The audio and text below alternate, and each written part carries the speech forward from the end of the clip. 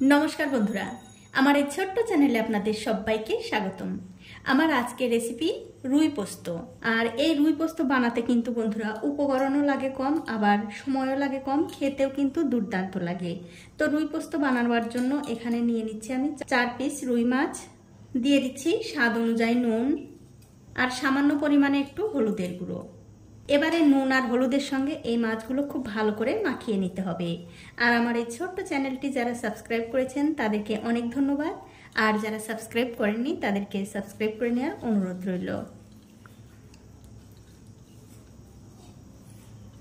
দেখুন, মাছগুলো কিন্তু আমি নুন আর হলুদ দিয়ে খুব ভালো করে মাখিয়ে নিয়েছি। এখন এই মাছগুলো আমি এক সাইডে রেখে দিচ্ছি। এখন একটা বাটির মধ্যে নিয়ে নিচ্ছি 1.5 চামচ পোস্ত, তার মধ্যে দিয়ে দিলাম 7-8টা কাজু বাদাম। এবারে এর মধ্যে জল দিয়ে 4 থেকে 5 মিনিটের জন্য ভিজিয়ে রাখবো। ভিজিয়ে রাখার পর এই পোস্ত আর কাজু বাদাম আমি খুব ভালো করে বেটে নেব। এখন একটা কড়াইতে দিয়ে দিচ্ছি সাদা তেল। কিছুক্ষণ পর যখন দেখবেন তেলটা খুব ভালো করে গরম হয়ে গেছে, তখন গ্যাসের ফ্লেমটা মিডিয়ামে রেখে একটা একটা করে মাছ দিয়ে খুব ভালো করে ভেজে নিতে হবে।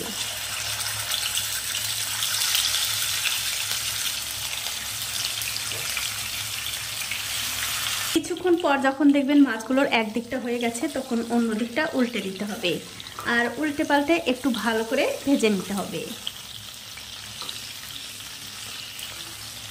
দেখুন, মাছগুলো কিন্তু আমি উল্টে পাল্টে খুব ভালো করে ভেজে নিয়েছি। মাছগুলো ভাজা হয়ে গেছে, এখন আমি তুলে নিচ্ছি। মাছগুলো তুলে নেবার পর ওই তেলের মধ্যেই ফোড়নের জন্য দিয়ে দিচ্ছি 1 চামচ কালো জিরা, আর দিয়ে দিচ্ছি 2টো কুচনো পেঁয়াজ।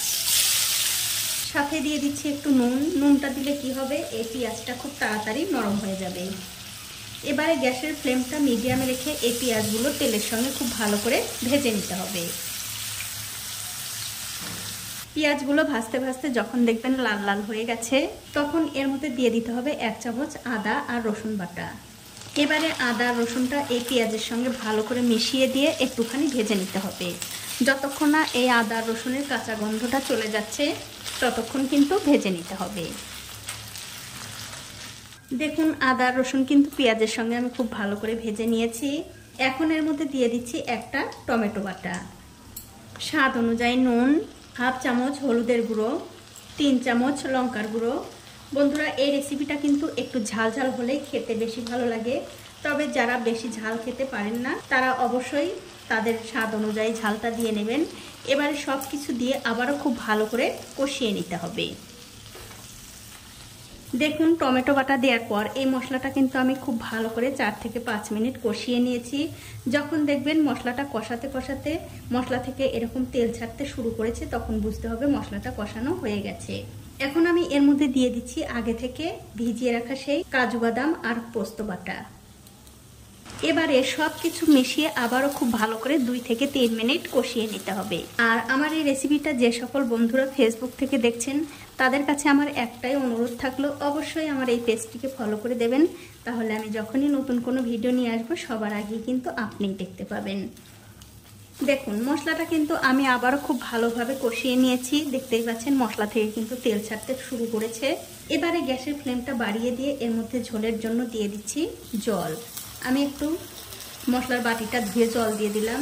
তবে এর মধ্যে কিন্তু খুব একটা বেশি পরিমাণে জল দেওয়া যাবে না, তার কারণ হচ্ছে এটা একদম লো ফ্লেমে রান্না হবে।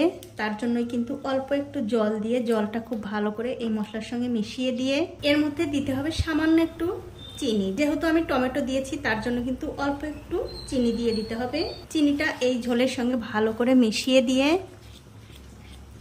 এর মধ্যে আমি দিয়ে দিচ্ছি আগে থেকে ভেজে রাখা মাছ, আর তার সাথে দিচ্ছি 4টে কাঁচা লঙ্কা। এবারে গ্যাসের ফ্লেমটা একদম লোতে করে দিয়ে একটা ঢাকা দিয়ে 7 থেকে 8 মিনিট রান্না করে নিতে হবে। 7-8 মিনিটের মাঝে ঢাকাটা আমি একবার তুলে নিচ্ছি।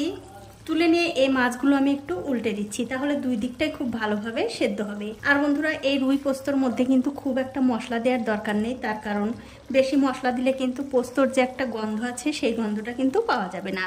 তার জন্যই কিন্তু খুব অল্প মশলা দিয়ে এই রান্নাটা করতে হবে। দেখুন, মাছগুলো কিন্তু আমি ভালো করে উল্টে দিলাম। এবারে গ্যাসের ফ্লেমটা মিডিয়ামে দিয়ে এই তরকারিটা আমি আবার রান্না হতে দেব।